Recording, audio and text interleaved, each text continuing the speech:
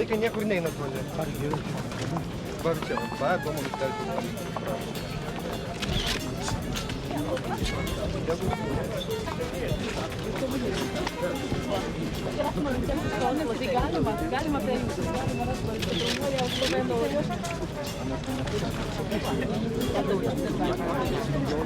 Dešimt prisakymų disidentų.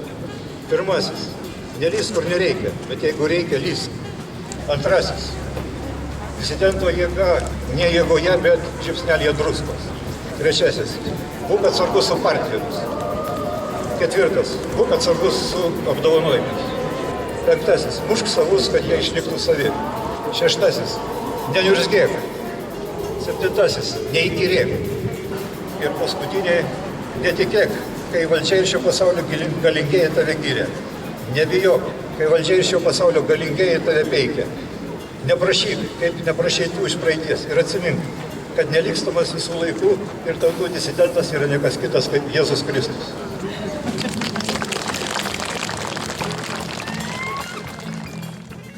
Mirties šaukiuosi, širdžia nukamuota. Aš pavargau žiūrėt, kaip menkista ant karžygio lavono kelia puota, kaip niekinama priesaika šventa, kaip drabstoma purvais garbė auksinė, kaip junga velka laisvė išdidi, kaip mėtos gėda dvokiančiam šiukšlyne, kaip kilnus ryžtai smaugiami širdį, kaip dūsta didis talentas vergyjai, kaip spardo mulkis menų stebuklus, kaip pataikauja gėris nebylus, išpuikusios niekšybės despotijai.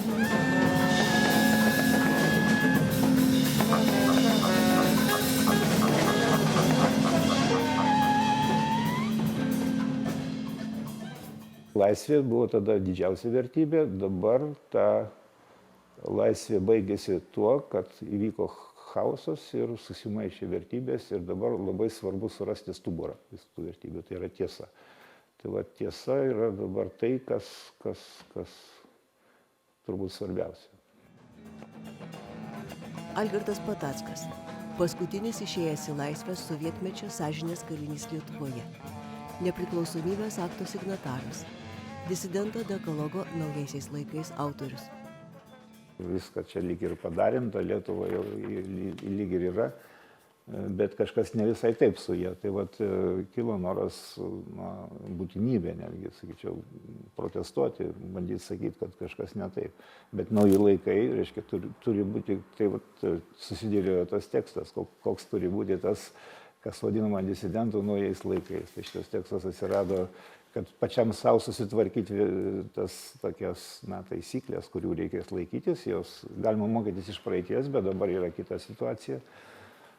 Tie patys disidentai, dalis jų atėjo į valdžią, sakysim, bet vis tiekgi nepasikeitė, vis tiek likai toks pats. Iš esmės, jeigu tu ką nors tikrai darėjai, tai tas šitą visam gyvenimui turi likti. Nepriklausomai turbūt nuo santvarkos, ar tu gyveni vienokio ar kitokio santvarkoje, ar epochoje, ar esi imperijos provincija, ar esi nepriklausoma valstybė, turbūt ta kova už žmogų savyje, ar pasakyčiau kaip krikščionis, kova už Dievą žmoguje, jinai visais laikais išlieka panašiai skaudi ir reikalaujanti pastangų. Kunigas Robertas Grigas, paimtas į sovietinę kariuomenę, atsisakė prisiekti svetimai valstybei. Dėl to visą tarnybos laiką kentė smurtą ir liko gyvas tik per stebuklą. Vyresnieji bičiuliai mokytojai sakydavo, nieko nebijo. Gerai, jeigu jau čia patekai, gerai tikrai nesibaigs, tai neverta per daug baimintis. O kada nusiteiki, kad gerai nebus, kažkaip ir ta baimė tarsi truputį sumažėja.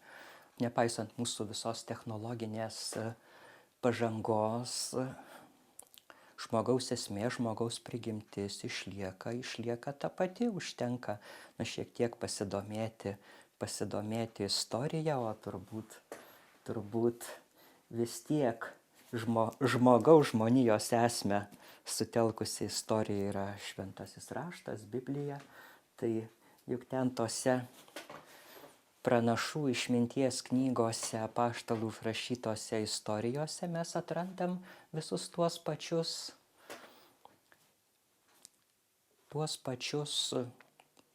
žmogaus poelgių, sakytume, stereotipus ir gėrio, ir blogio. Teisybė labai toks geras žodis yra lietuviškas, jis kažkoks tai truputį kitoks negu tiesa. Sako, va, teisybė, kaimo žmonės mėgsta šitą žodį, teisingas, nėra teisybė, sako. Tai šiuo metu tas mums labiausiai ta vertybė, kurios gal labiausiai trūksta, nes jeigu nėra šitos teisybės, tai vis tiek nėra ir tos laimės. Ir kai mes šnekam apie migraciją, tai dar labai neaišku, dėl ko žmonės išvažiuoja. Ar todėl, kad jiems trūksta to gerbūvio, ar todėl, kad jiems trūksta teisybės. Skirtumas tarp šiandienos ir to, kas yra buvę sovietmetyje, sakau, reiškia tas, kad tada mes kariavome. O dabar kariauti nėra su kuo, dabar reikia slaugytojo darbą dirbti. Liudvikas Simutis, paauglystėje partizanų ryšininkas, lageriuose praleidęs gražiausius jaunystės metus, grįžęs liko rezistentu, nepriklausomybės akto signataras. Visiems tiems, kurie gan taip jau kategoriškai sako, kad ne tokios Lietuvos mes norėjome, ne už tokį ją kovojame, nors tai irgi taip tiesiai šviesiai sakau vienu žodžiu, kad Lietuva, kokia ji bebūtų, yra mano motina tėvynė. O motina, ar ji jauna, sveika, graži ir saldainiukais vaišina, ar ji paliegusi mirties patalę guli, ji yra motina. Ja negalima nemylėti ir negodoti. Aš prisimenu prieškario Lietuvą. Visai kita buvo Lietuva, kad toks būtų melas, kad toks nepasitikėjimas ir baimė apėmusi tautą. Antanas Terleckas, sąžinės kalinys ir konformistų ramybės drumstėjas, įkūręs Lietuvos laisvės lygą, kurios mitingė skirtame didžiosios tremties dienai paminėti, suplevėsavo pirmoji sąjūdžio bangos trispalvė. Įprato vogt, apgaudinėti. Ir tas dabar yra. Moralės dėsnis negyvena. Viską karas sugadino, žudynės, vokiečių okupacija, sovietinė okupacija, žmonės sugadino labai. Terleckas yra prasitelkę, kad mes ilgėsimės tų laikų tremties, kad ten buvo tavo tas pakilimas, jeigu norim sakyti, tas tikrumas didysis tavo, nors tada to ir nesuvokiai. Kunigas Julius Sasnauskas, pogrindinės spaudos rengėjas, rašė protesto laiškus tarybiniai vyriausybei. Sąžinės kalinys, pranciškonas. Žmonės, kai nesiaukoja už idealus, nemiršta už idealus, tai tie idealai miršta, kai nebėra kas aukojasi.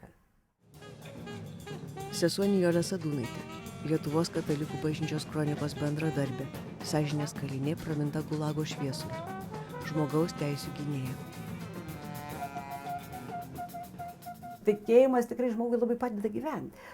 Tėvelis, kai aš baigiau tą gimnaziją su atestatu, 16 metų atėjau su brandos atestatu, tai man tie jo žodžiai, kad Nijolė, žmogui viską reikia, kad būtum sveika, kad turėtum pragyvenimo šaltinį, kad orumas tavo išsilaikytų. Bet visų brangiausia yra tikėjimas Dievu. Sibire žūčiau, kalėjime sutrūnyčiau, bet niekad prieš žmonės neįsiginčiau, kad aš tikiu Dievą. Kristus taip patraukia, kad nebesvarbu darosi. Jeigu mes tą galim šitaip išgyventi savo pašaukimą, tai tikrai tada tas vertybių laipsniai tie įsisprendžia visiškai paprastai, nieko ten nesukant galvos, nes viskas atsiduria savo vietoje. Tekstas, kurį norėčiau perskaityti, pavadintas Neišduokime. Jį reiktų suprasti kaip sąjūdžio savikritiką, kaip perspėjimą ateičiai, nors kai kam jis gali atrodyti ir per ankstyvas.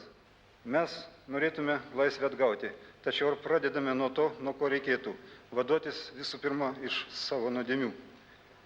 Kitaip mūsų laisvės kova vis labiau kryps į nuogą politinę. Iš sąjūdžio programų jau dingsta pažadai etinės ir humanistinės vertybės laikyti pirm visko. Vis labiau įsigali ekonominiai ir politiniai šūkiai.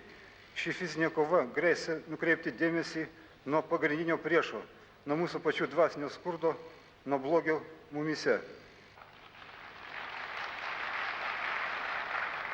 Irstant tradiciniai moraliai paremtai papročiais didėja asmeninis atsakomybės laisvo moralinio apsisprendimo našta. Nėra laisvės be doros. Tik dora suteikia moralinę teisę laisvės kovai.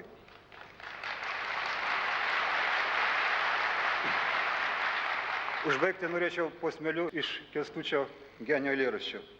Per skaistyklas, per pragarus, iš nežinios į nežinę mes pagaliau atradome, kad Lietuva tai sąžinė.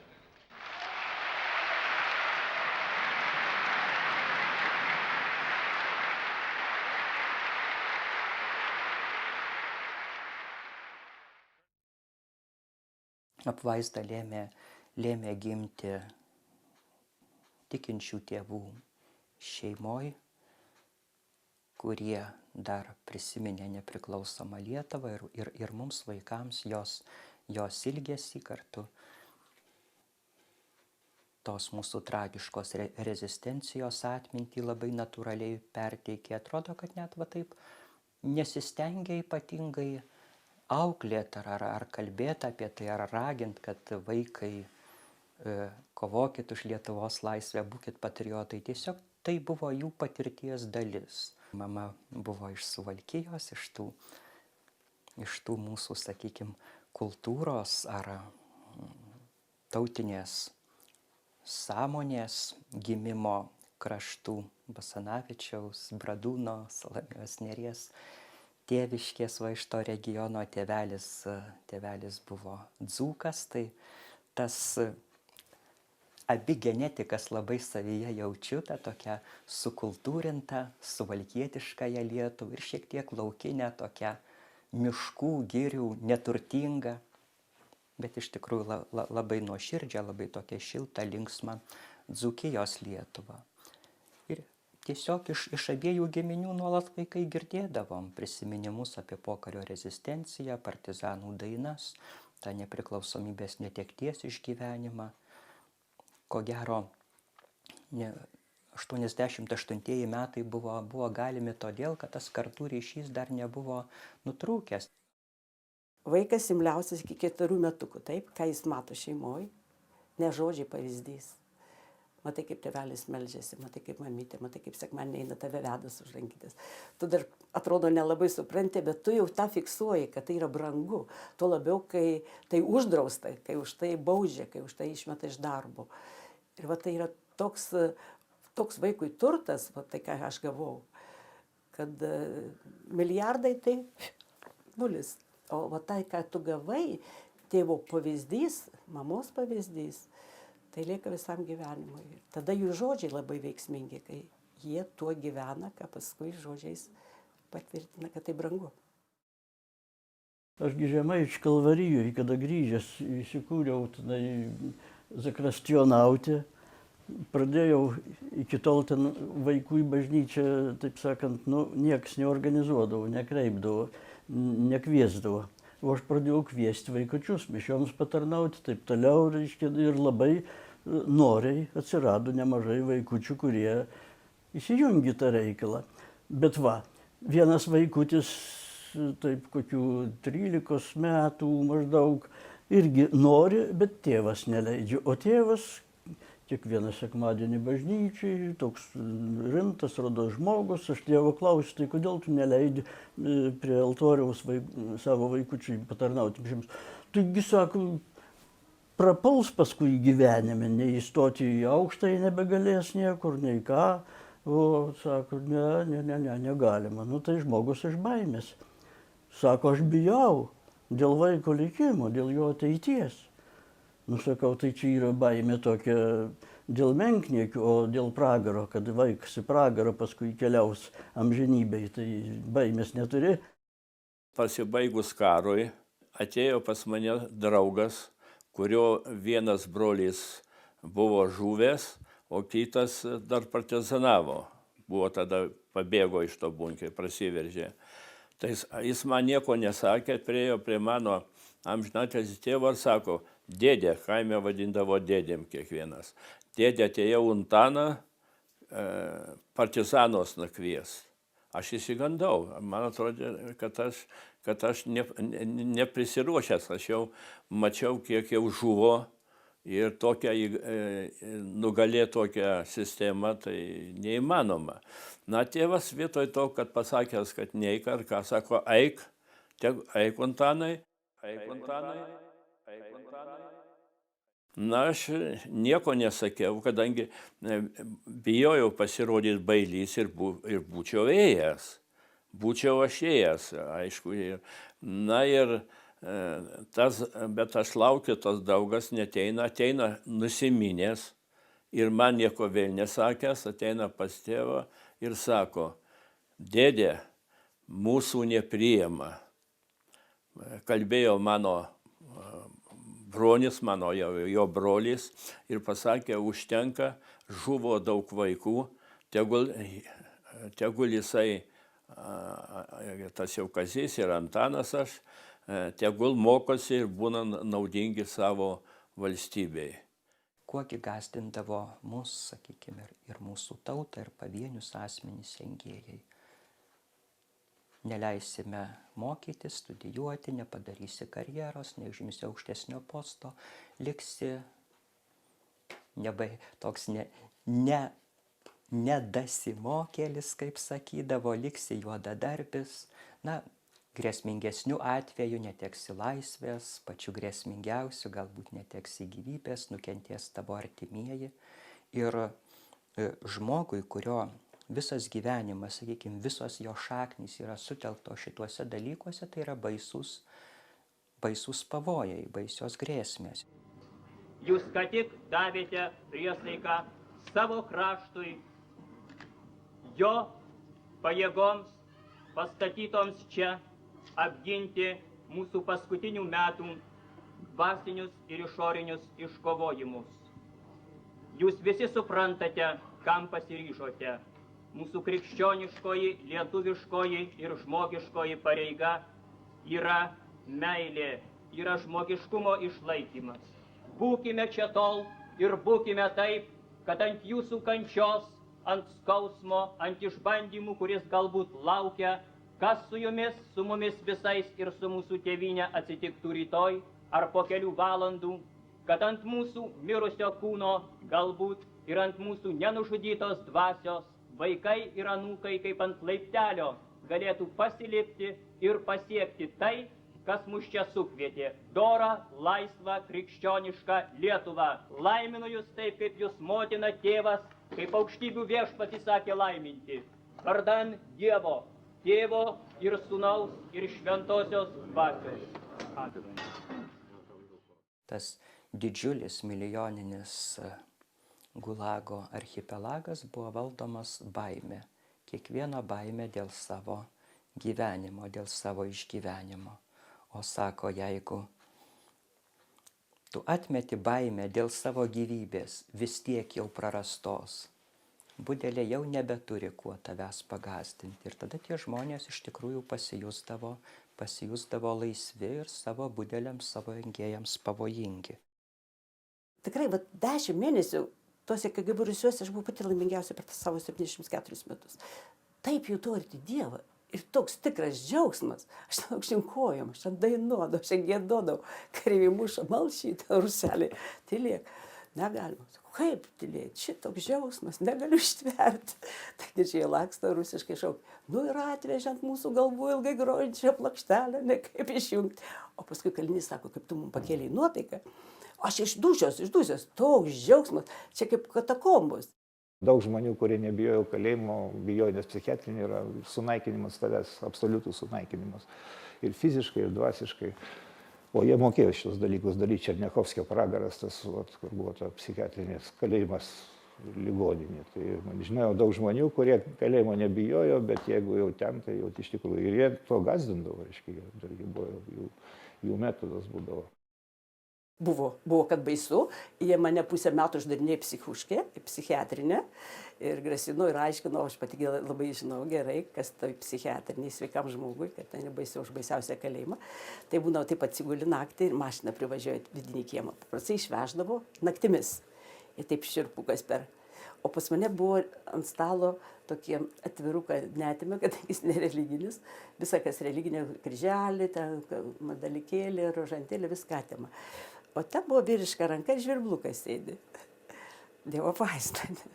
Tai aš sakau, viešpatį, tas žvirbliukas taip ramiai tavo rankoje sėdi, dabar aš čia panikuosiu. Ir viskas, ir nuima, ir miegu ant to vieno šono, nelabai tą lovytę patogi. Ir taip atsibundu, per 10 mėnesių jokių nei vaistukų, nei raminamų, nei...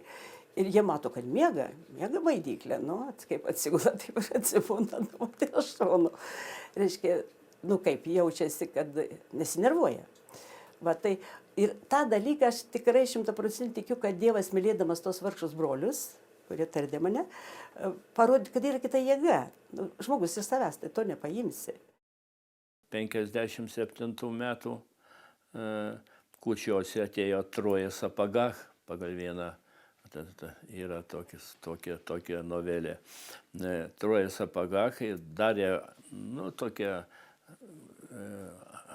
darė tokią kratą, netokią, nu, buvau su žmona aspirantų bendrabutyje, duktė buvo 4 metų. Nu ir darė kratą ir mane įsivedė. Aš buvau truputį išgėręs. Ruošėmės, Kūčiuose negeriama, bet buvau draugas toks atėjęs, paskiau, nu ir išgėręs biškeliukų. Ir šiaip aš jau buvau toks įžulus jau pasidaręs tuo laiku.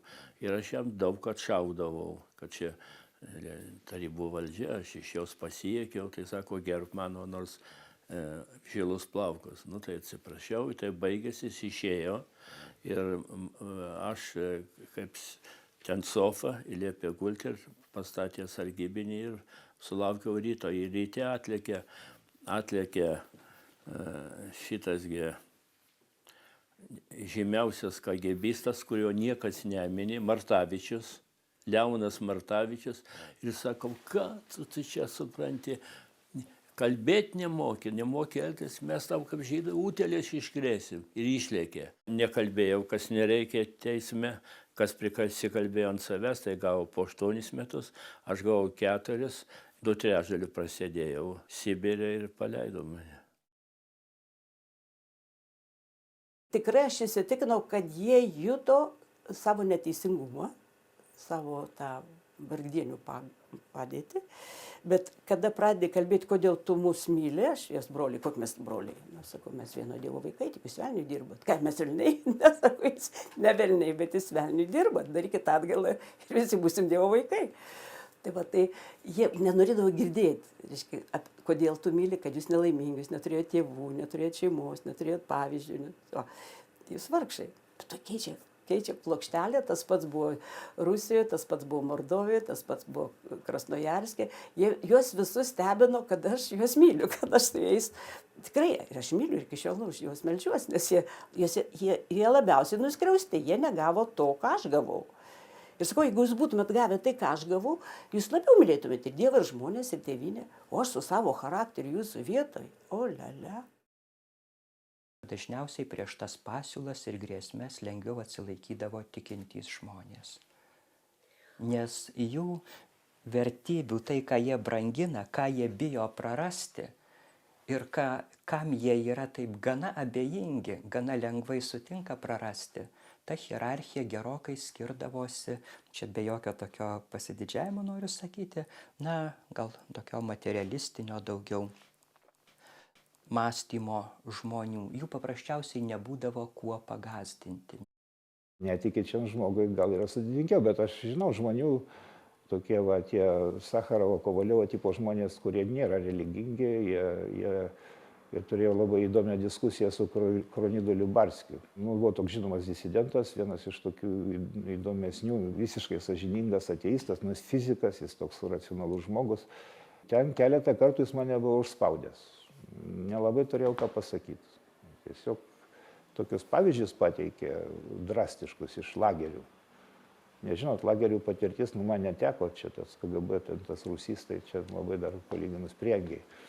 Bet lageriuose tai ten būdavo visko ir pavyzdžiui, Mandelštamo istorija, kai žmogus tokius taurius eilėraščius rašęs, gyvenęs tokiam Parnase, ir baigė gyvenimą prišalęs prie šiukšlių krūvos. Žinot, kad buvo dochodega pavirtęs ir, reiškia, nukrito, ten kažkas užpylė ant jo pamazgų ir jisai prišalo.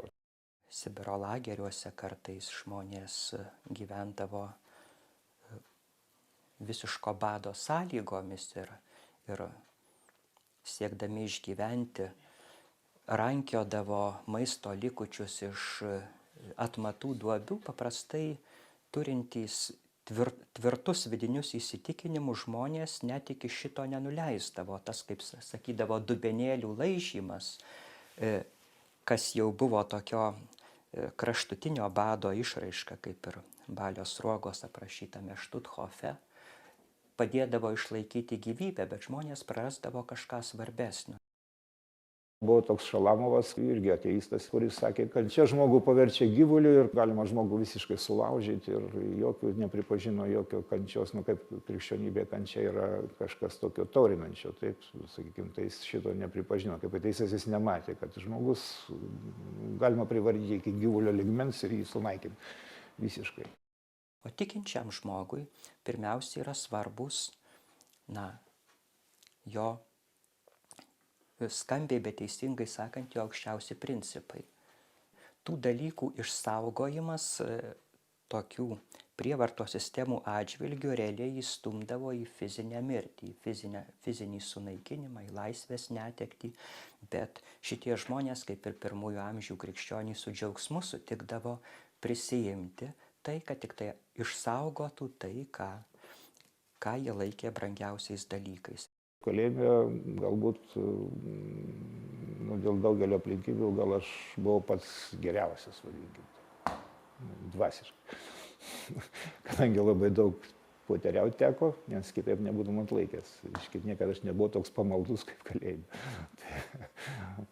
Tai žodžiu, tie dalykai padeda atlaikyti, bet ateistas, jis turi irgi savo vertybių skalę ir aš Kovaliovą stebiu, Sacharovo jau nebėra, bet Kovaliovą tai pažįstu asmeniškai.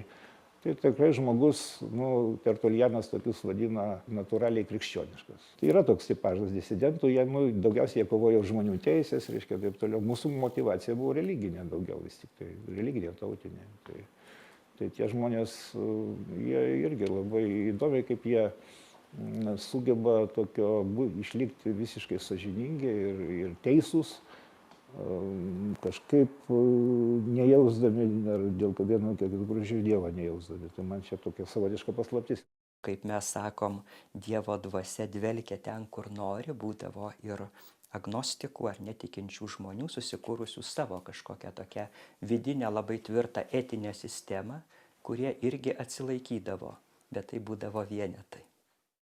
Mane veždavo atskiram tokiam, kaip kupė mažytė tokia. Ir kareivis automatas stovėdavo prieš mane. O ten kitos tos kupikės, tai kupė, kaip paprasta traukinio kupė, yra siena, ne? Ir durys atsidaro. O ten yra grotos. Aiškiai matosi, kas ten darosi iš tų grotų. Į tą koridoriuką grotos. Ir prieš mano tas grotas stovėdavo kareivis su automatu. Jie labai bijo, kad ką aš kalbėjau teisme, kad neišeitų į viešumą. Tai buvo toks super saugojimas. Tai tie kaliniai kiti klausė, kalbėti negalima, bet ką ten vagone? Ką tu padarei, kad tave taip saugo? Mane 6 kartą nuteisė, kiti sako, mane 8, bet mes nematėm, kad taip saugotų. Ir aš taip spontaniškai, kaip aš jiems paaiškinsiu, povandeninį laivą nuvariau, kaip mano autoritetas pakilo. Jau čia iš caro laikų buvo, žinoma, jeigu tu pradėjai kažkokį pogrindį leisti, tai turi laiko labai rezervuoti. Reiškia, kol žandarmerija ar ten KGB nueina nuo skaitytojo iki redaktoriaus. Tai vienintelis išimtis tai buvo Katalikų bažnyčios kronika, kur niekaip nesugebėjo užspausti, bet tai ten dirbo organizacija. Bažnyčia buvo patyrusi organizacija.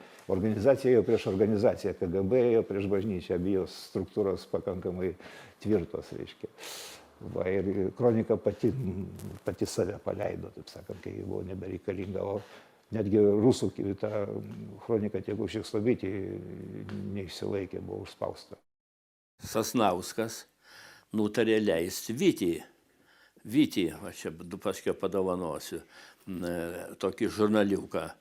Na ir Aš sakau, aš kabau tik tai mane areštuos. Na ir sakau, tuoj pat, jie turi pakankamai medžiagos mane areštuoti. Aš žinau, kad jie kiek paėmė tų laisvės šauklių, tai kitų daug labai medžiagos rado. Iškasė sodą tenai, daržą, sodą iškasė, mišką iškasė. Ir viršui KGBistas gyveno ir jie matė, kur aš slėpiau. Ir viskas atrodė jau. Nu ir jie pradėjo leisti ir matau, kad neišleis. Nu ką daryti? Ką sakys tauta, kad aš tylėjau? Sakau, vėl aš tautą mačiau mane smerkiančią, kad aš nieko nepadedu. Ir prisijungiau vėl. Vėl prisijungiau ir leidom tą Vytį. Nu ir areštavo 79 metų spalio 30. Nu ir davė tada jau daugiau, davė 8 metus. Džiaugsmas būdavo, tai išleidus tą pogrindžio laikraštėlį, ten, kurių buvo ten, nežinau, kiek per savo gyvenimą aš dalyvavau, ten 5-10 gal ten išleidžiant. Tai kai išeini rytą su tuo, tais lapeliais per naktį atspausintais ir nešies ir juos namo, ir dar galvoju, ar gal kas nors tave suims, čia kaip čia nueit. Aš tada dirbau Švento Jono bažnyčioje sargu to gaisrininku ir gyvenau ant Garelio gatvės kampo, tai ten keli žingsniai. Ir spausindavau ten naktį direktoriaus Žilėno kabinete, jam nežinant, aišku. Ir išneši tą lapelį, tą leidinį naują ir buvo pilnatvės jausmas, tuomet džiaugsmo ir prasmės, ir kad tu išpažinai, patvirtinai, teigiai tą laisvę neįmanomomis aplinkybėmis. Tai. Ašgi žinau, ką dariau ir ką tas laukia. Kas už tai laukia. Aš einu vakare prieš tą areštą ir per mišką gyvenam Valakampių. Tai dabar galvoju, ateis jau greit toks laikas, kad mane areštuos ir kokia nuotaika bus namuose. Ir ateina kaip tik tai Julius Sasnauskas, kas mūsų laukia. Kas laukia? Kalėjimas. Bet sako, tu prišnekėjai man daug, aš jau žinosiu, kaip elgtis. Nieko to sakau, nežinosiu, kaip reikia elgtis. Reikalinga patirtis. Kai pasidėsi dar, tai tada tu žinosi, kaip reikia elgtis. Nu ir tai, reiškia, areštavo tai yra gruodžio 11. Tas labai yra ypatingas jausmas, nes ten sėdė, aš niekad nemaniau, kad taip gali pasigesto žemės tiesiog, nes viskasgi grindys medinės ar ten koridoriai cementiniai ir tą pasivaikščiojimų kiemą, kurį dabar gali aplankyti irgi nueini, ten irgi viskas išasfaltuota ir 2 metų nuo dangaus ten gabaliuką pamatydavai be grotų, bet to žemės taip visą laiką eini kažkas kitka ir kai vežė paskui tremti ir reikėjo Maskvoje iš vieno oro uosto į kitą su tą kalėjimo mašiną važiuoti ir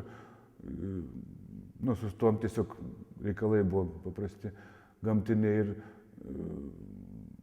jie paleido mane, kadangi laukai ten, tie kareiviai 2 ar 3, ten jie buvo 3 turbūt, pačiam eiti ten be jokios apsaugos. Ir tada pirmą kartą, sakau, atsistojau ant tos žemės ir tas Pamaskvio beržynas buvo, aš dabar matau tą visą vaizdą, nes gegužės pabaiga, visas tas kvapas pavasario, toks nenusakomas jausmas palaimos, tokio grožio.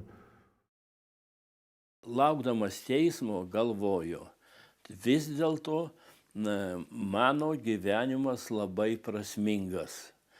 Štai ir aš pats nežinau, iš kur galvon mūšė tokia mintis, kad Lietuva bus tas akmeniukas, kuris tą imperializmą rusiškąjį nuvers. Iš kur tai aš pats klausiu dažnai.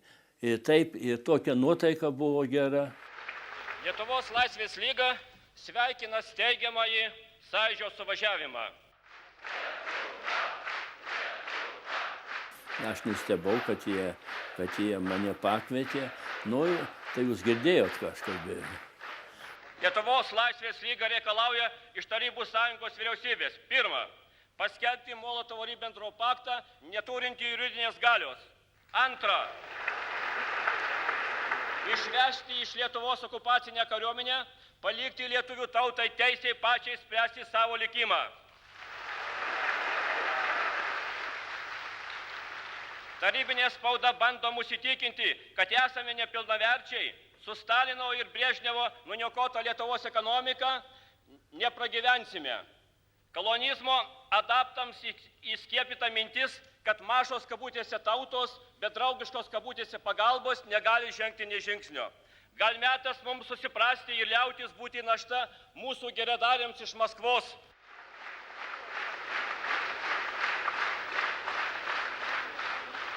Suvienytų tautų nariais buvo iki šiol 159 valstybės. Įkvepiantys galėtų būti 62 valstybių, turinčių mažesnį gyventojų skaičių negu Lietuva pavyzdys. Jos atsisakė didžiųjų valstybių pagalbos ir pasiskelbė nepriklausomomis. Vienintelė vargšė Rusija velka iki šiol sunkią misionizmo naštą. Suteikime jai internacionalinę pagalbą, savo politinę ir ekonominę naštą nuo šiol bandykime nešti patys. Nu, aš kalbėjau rūpus miltai ir daugelį išgazdinau. A manęs jau baimės jausmo nebuvo jokio. Jokio baimės jausmo. Negi jau 5 kartą sodins, bet jeigu būtų nenusibaigęs, ta Rusija nenusibaigus, būtų ir 5 sykį. Prieš 11 metų majoras Rimkus, šiandien pulkininkas, kalbėjo vieną iš savo aukų. Galvojate istoriją patekti? Kiek pokario metai žuvo netokių kaip jūs didvyrių? Kas juos šiandien prisimena? Kur kabo jų portretai? Supūsite jūs kalėjime ir niekas nė vardo jūsų neprisimins. Koks esu laimingas, kad šioje salėje sėdi 3 konclageriuose Stalino nesuspėti supūdyti Lietuvos partizanai – Jonas Petkevičius, Jonas Pratusevičius ir Leonas Laurinskas. Leonas Laurinskas persitvarkymo gadiniai šių metų birželio 14-ąją pirmas Gedimino aikštėje iškėlęs trispalvę.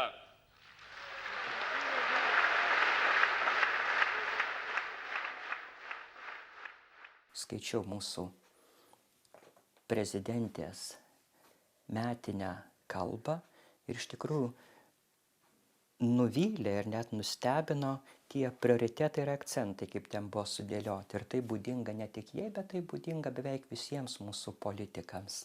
Pirmiausia, kalbama apie ekonomiką, paskui apie energetiką, paskui apie finansus, paskui kažkur gale truputį socialinių reikalų ir pačioj pabaigoje kelios eilutės apie moralę ir etiką, kurios irgi reikia, kad policija ir teisėsauga gerai funkcionuotų. Turiu tokią labai menką patirtėlę, tiesiog pats ten bandžiau truputėlį su tais teismais turėti reikalą, aš pamačiau, ten yra nepramušamas reikalas. Įžūliai esi ignoruojamas, nepaisant to, kad aš jau čia kažkokį tai turiu ir tą statusą tam tikrą visuomeninį ir visą kitą, nieks čia į tave dėmesio nekreipia. Tiesiog, tai čia mano bėdos tai labai menkos, aš ten pabandžiau porą komentatorių prispausti, kurie jau šlykščiai tiesiog jau varė, jau, nesivaržydami į tokius dalykus. Nieko, absoliučiai, nulis veikų, nieko, visiškai. 7 mėnesius tyrė, aš per pusvalandį įlindęs į kompą, išsiaiškino viską, ką jie 7 mėnesius daro, o rezultatas yra toks įžūlus, tau kaip šlapių skudurų per veidą, pasikavok su savo komentatoriu, yra svarbesnių dalykų maždaug toks atsakymas. Žmonėms, kurie stengiasi šio pasaulio sukūriuose išsaugoti tuos pačius svarbiausius dalykus, kurie žmogų daro žmogum, turbūt reikia visą tai daryti taip per daug save su tuo nesusiejant, kaip sako kartais jaunimas, neužsiciklinant ant to.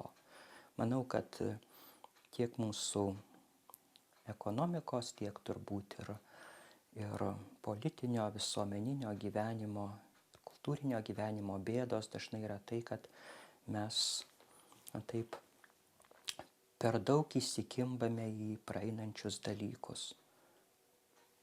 Tai turbūt yra, ką ką krikščionybė ir kitos didžiosios religijos vadina stabmeldystė. Priešai jie niekur nedings, jie yra ir jie yra, reiškia. Bet jeigu mes patys pasidarysim savo priešais, reiškia, mes patys iš vidaus ten sugesim, supūsim, tai tada jau galas, reiškia. Tada mes niekada jokių pergalių nebus, reiškia. Pirmiausia, reikia su savim susitvarkyti viduje ir tik tada, reiškia, eit kariauti su priešininku. Tai vat visas tas todėl ir darosi. Ir daug kas šito nesupranta, čia gaunu priekaištų visokių, kad kaip čia prieš savus čia. Savam 10 kartų didesni reikalavimai turi būti. Tiek tie mūsų lietuviškieji disidentai, tiek dorieji Rusijos žmonės, mūsų sąjungininkai kovoje su ta sovietmečio neteisybė, jie buvo absoliuti mažuma. Tuo meto valdžia iš tikrųjų tuo labai džiaugiasi ir nuolat pabrėždavo, vadindami juos atskalūnais, atščepiensai. Kažkas, kas yra atskilęs nuo didžiosios visuomenės daugumos, nuo masių, taigi tarsi jau savaime yra nereikšmingi, mažaverčiai. Bet žvelgiant tuo krikščioniškojų žvilgsniu ir net paprastai žmogiškai, istoriškai, ar kultūros, ar meno, ar visuomenės politikos pasaulyje mes kaip tik matom tą atvirkštinį reiškinį, kad dažnai labai didelius ir tokius sveikus, pozityvius postūmius gyvenime sukelia būtent ne dauguma, kuri su visa pagarba masėms ir liaudžiai dažnai būna inertiška pagal tą minios dėsnį, linkusi nusilenkti, paklusti, o jeigu neatsiranda to tokio žiupsnio druskos, dažnai tokie masių sukilimai, kad ir pagrįsti, turintys pagrindo priešinti skurdo ir išnaudojimo ir neteisybė, dažnai pavirsta tokia rusiška pugačiovščina, pagal tą tokį, sakyčiau, įžvalgų rusų istorinį filmą apie Pugačiovo sukilimą, kurio herojai sako, kad mūsų maištas yra beprasmiškas ir negailestingas. Ruski bunt, besmyslin ir bespasčiadnai. Tikrai mums meilės, labiausiai reikia meilės, kad dievulis praplėstų ir visiems su žmonėms sutinku, sakau, prašykim. Jeigu mes viens kitą mylėsim, viens kitą suprasim, atjausim, taigi eis ir patys laimingesni tapsim ir tas gėris plėsis ir ta lietuvėlė kelsis iš visų bėdų. O čia specialiai atskaldymą, neapykantą, pykti, kažkokia tai ta juoda, žinot, oi, dievuli, tai tas raguotas yra pikto neapykantos pavydo šaltinis ir žmogų labiausiai tas ir nuskriaudžia, jo.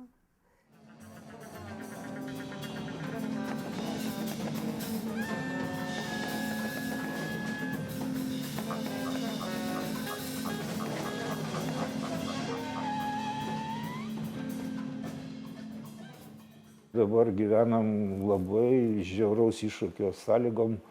Bukovskis, vienas iš autoritetingiausių disidentų, kuris seniai vakaruose, puikiai vakarus pažįsta, jis pasakė, kad genderizmas yra blogiau negu komunizmas. Vienas iš didžiausių iššūkių yra šitas.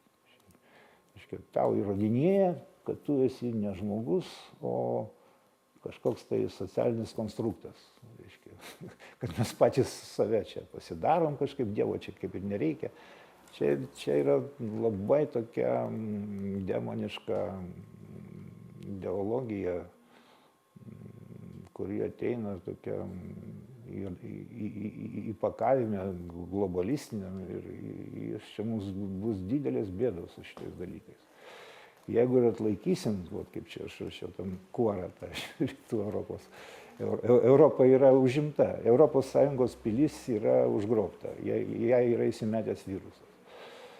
Tai atsilaikys, iš jos negalima išeiti, nes būtų negarbinga palikti pilį ir pabėgti. Reiškia, patys neišsigelbėsim, mes arba visi išsilaikysim, arba žūsim.